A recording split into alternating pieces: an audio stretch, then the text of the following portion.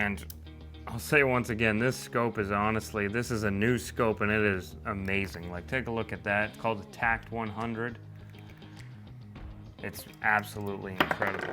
So they give you these wrenches as well. It comes with this wrench to tighten this up. Now you want to tighten this bottom to about 50 inch-pounds where it's connecting from your rings to the rail.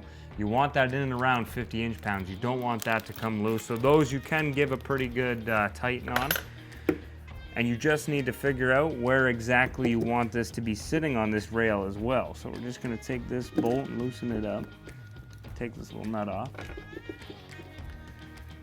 And we're gonna figure out where we want this to sit. We're gonna flip these caps open. And let's figure this out.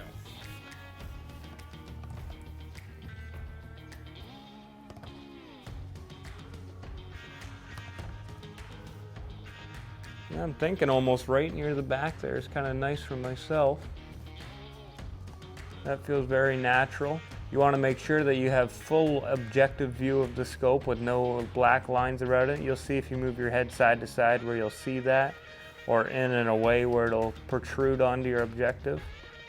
That's really nice. So I think I'll set it right there, actually at that furthest back piece right there. You'll see how there's these little slots. You want to make sure that that screw slides into those slots. We'll worry about leveling out that scope afterwards. Let's get these into position. We're just going to loosen these up. You'll see here that these don't quite line up, so we're going to loosen up this scope and get that into position. Comes with two different size Allen keys, so this size is for your scope rings.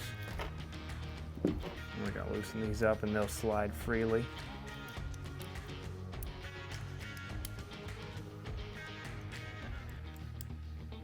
And just take your time. This is the fun part about it. You get a new bow, you get to have some fun putting it together. I love putting this together. I don't think it'd be as fun if it came assembled. All right, get this in. You'll see that those screws now, we can move this so that this falls perfectly into position. And you will also have, even though I'm at the furthest back point here in this rail, you do still have some play, you'll see here, between your rings. So if you do need a little bit more play, you can still have about an inch more play once you even get into that last little bit. So I'll double check that and make sure that where it's sliding there, yep, see, I want to slide this back a little bit further. Yeah, it's basically in that last slot and all the way back within the rings here. Get this washer into place. You'll see that just hugs that rail. Perfect. Get these nuts on. There we go.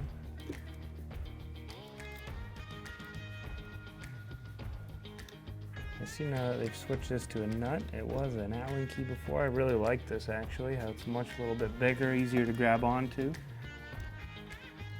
You don't want this coming loose, otherwise it's going to change and that scope is going to come loose. So you want to make sure it's pretty tight. Tighten this up pretty good. There we go, that's good and tight on there. Now we can start getting our scope into position. One thing you want to make sure is, what I like to do is set this on something, find something about 20 yards away from you that you know is perfectly level.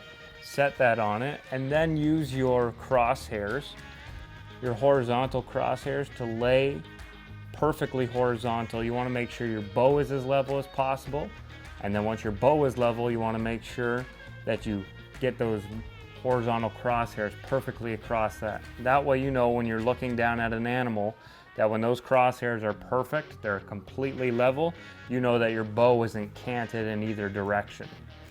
So I'm going to start by getting that into position. What I've done is simply put my target out at 20 yards and I drew a parallel line across the piece of paper completely level. I'm going to look through the scope, resting my cheek where I would have it if I was shooting. The front of my bow is fairly level on this windowsill. It's laying completely flat on it. And I'm going to aim at that line and level my crosshairs, the horizontal crosshairs, across it, making it perfectly straight across it. That way I know when my crosshairs are level, my bow is level. That's perfect right there. The next step, without hitting this, is to tighten up equally each and every, going back and forth. So if you look up here, I'll tighten this screw first, then I'll go to this one back here, back up to this one, back to this one, making sure that I'm doing it evenly, not screwing in all the way, because we want to make sure that the distance between those rings stays the same on both sides. With my scope completely level with my limbs, my horizontal crosshairs are completely level. It's time to finish tightening this.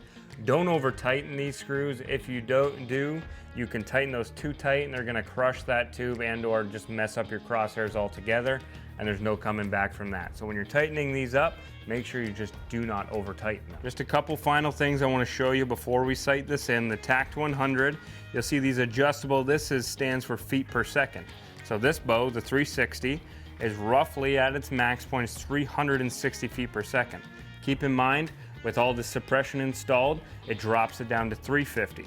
So I'm gonna take this speed ring and I'm gonna set it to 350.